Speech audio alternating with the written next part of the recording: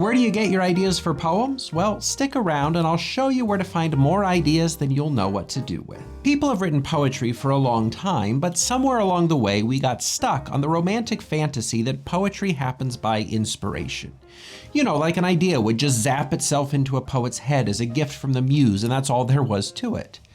And while that is a great way to inflate the reputation of prolific poets, how inspired they must be, it can also deflate the spirits of developing poets.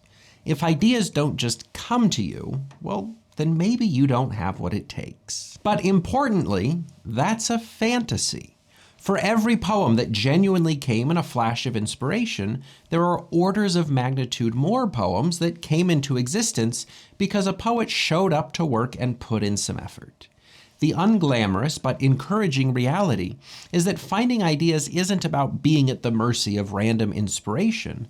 It's really about practicing techniques for generating poems that anyone can replicate. So today, let's talk about some practical things that you can do to find reliable, sustainable sources of inspiration, the habits and strategies that you can use to generate good ideas even if the muse seems to be taking the day off.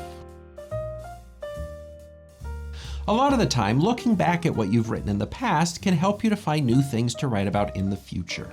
It's very possible that you've already found some reliable sources of inspiration and that you just haven't quite recognized them yet. When I started poetry school, I mostly felt like I was writing random poems. I'd get prompts in classes and write whatever came to mind, and I'd also write other poems about experiences I'd had or things I'd observed. All told, it was a delightfully haphazardly creative time in life. And then, in the last year, it was time to write a thesis, a collection of poems that I had been working on up until that point, and some new ones too.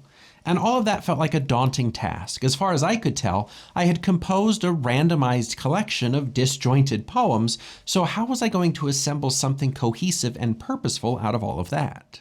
Honestly, knowing you, I'd be asking the same question. Well, it turns out that my work was much less random than I had thought, and I consistently had returned to common images, language, and themes in my supposedly random freewheeling writing. What I had written up to that point set out a basic outline for a larger project, and when I started noticing, for example, that a lot of my poems had poked at the edges of what it means to feel at home, that gave me some direction to start writing new poems that dealt with that concept more directly. And if you've mostly spent time reading poems in isolation, then you might be surprised to see how different it can be to read poetry in collections. I find it fascinating and somehow encouraging to see how one poet can keep returning to similar themes in various poems across a collection, investigating different experiences or observations from different angles.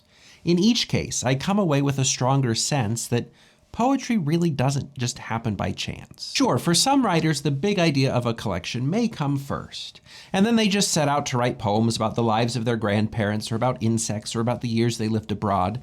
But I think for most poets, that big idea emerges only as they look back at the quiet consistencies in the work they've already done. By looking back, you'll get clues about the things that repeatedly inspire you, and then you can cultivate those into renewing sources of inspiration. When you recognize, for example, that you keep turning to food or family or geology in your work, then you can remember to turn to those things when the ideas seem to have dried up. And then if they really have dried up, you can always put on a bow tie and make videos. In addition to looking back at what you've written about before, you can also try to keep track of what you've been up to when ideas came to you.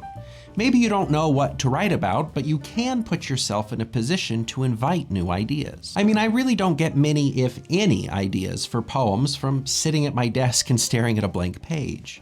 Instead, I found that I usually get my ideas when I'm out and about, and that's probably true for most writers too. Specifically, I found that a lot of my poems take place on the road. Now, I don't especially like driving, but on-the-road poems offer a kind of transition, maybe a tension between the familiar point of departure and the unknown destination that I guess I find poetically interesting.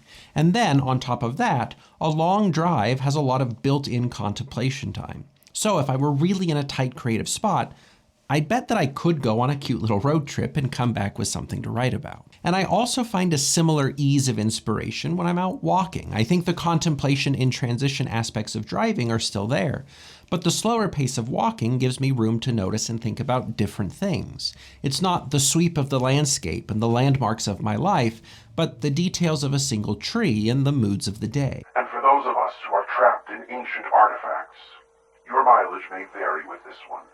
If you look back at where you've been and what you've been doing when ideas for poems came, I bet you could find a pattern. Have you been cooking, gardening, volunteering at a hospital? If you're hard-pressed for ideas, maybe go do one of those things that reliably generates ideas. You may not know what you'll find as you're dicing carrots or simmering stock, but if those activities have yielded good results before, well, there's a good chance they can yield good results again. So inspiration can come in predictable ways, but never underestimate the value of controlled chaos for generating new ideas. A lot of creativity comes from making new or surprising connections between things, and a little dose of chaos can put you in prime territory to develop novel connections and come up with creative ideas. Ooh, chaos. Now you have my attention, bud.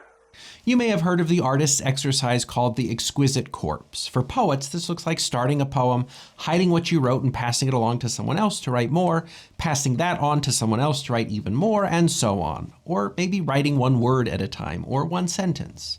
And then you unravel it and see what you can do to massage that mess into something coherent. At a particularly rousing poets party that I attended, we played a game where we numbered a sheet of paper 1 to 10 and then wrote 10 deep questions. You know, stuff like what is the meaning of life, or how do you know you found your true love, or what is the essence of home? Then we flipped the paper over, numbered it 1 through 10 again, and passed it around so that each person could write a different image. Maybe the wind rippling through the wheat fields back home, rain beating up on the car window, or the sound of geese squabbling under an abandoned train track.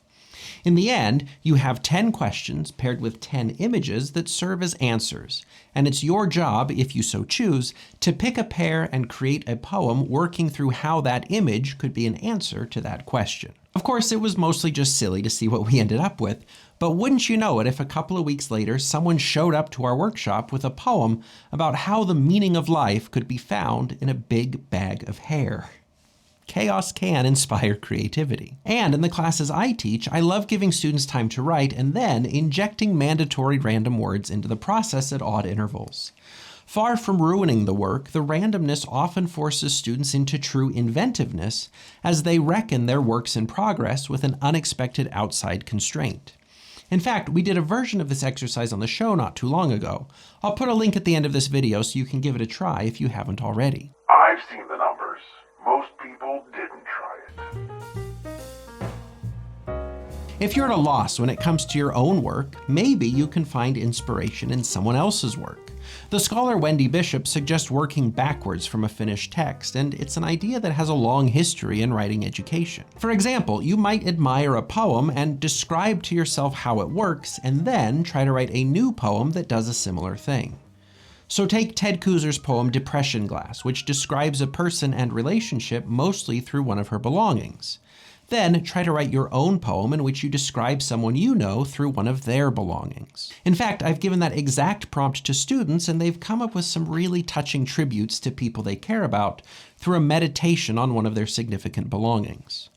Hardly cheap knockoffs of Ted Kooser's poems, they're instead their own creative inventions because they're not copying Kooser's poem itself. Instead, they're drawing inspiration from its fundamental essence. So if there's a poem that you admire, spend some time describing how it works, and then try to write your own piece that works in a similar way. And as long as you have poems to analyze, you'll always have a reliable source of inspiration. As the scholar Tom C. Hunley has written, beginning writers need their teachers to invent assignments for them at first.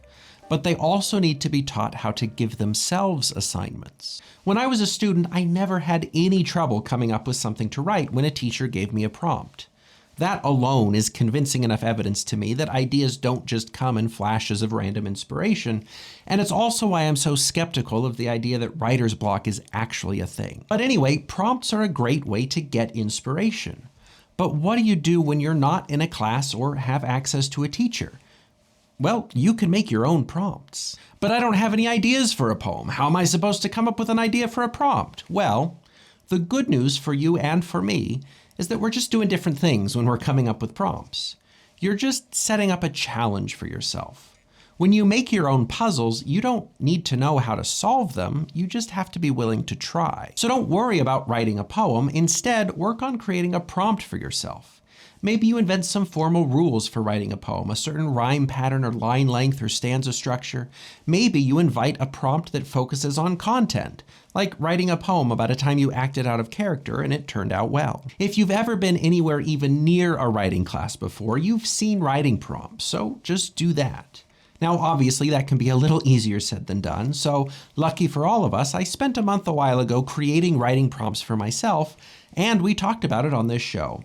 So be sure to stick around until the end screen for a link to that video as well. The point, though, is that if assignments helped you in one time of your life to find ideas, assignments can still help you to find ideas.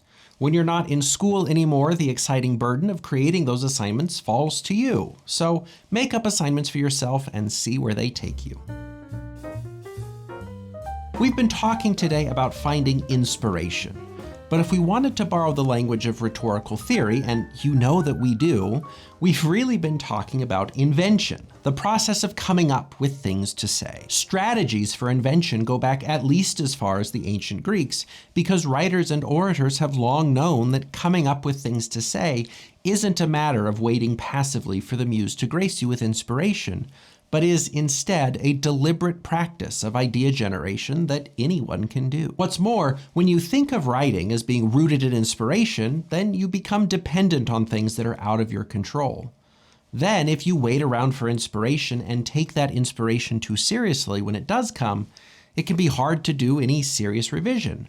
Writing by inspiration sees writing more as an event than a process. And if that inspiration doesn't come, if the event never happens, you can end up with a lot of anxiety over a writing career that ended before it ever had a chance to begin. But experienced writers know that writing is a process, and that invention is just one part in that process.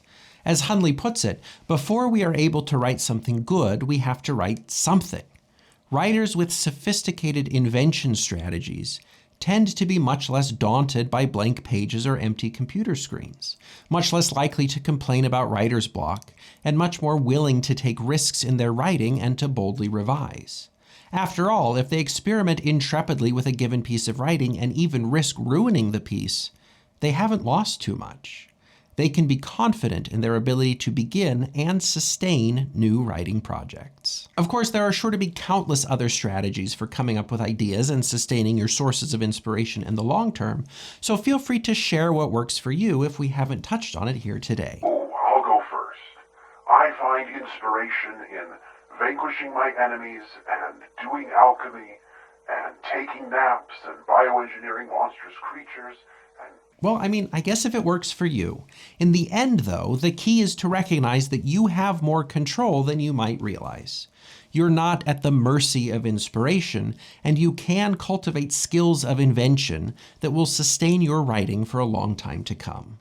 Learn to cultivate sources of inspiration, and you'll have an easier time starting a project, a better time revising a project, and a less stressful time abandoning a project if it comes down to it, because you'll see that good ideas are an endlessly renewable resource. And when you know that, you'll have all the confidence you need to keep on writing. So keep writing, keep reflecting on what inspires you, and keep practicing narrative invention. The videos I mentioned earlier will be here in the end screen, so check those out next, and we'll see you in a week.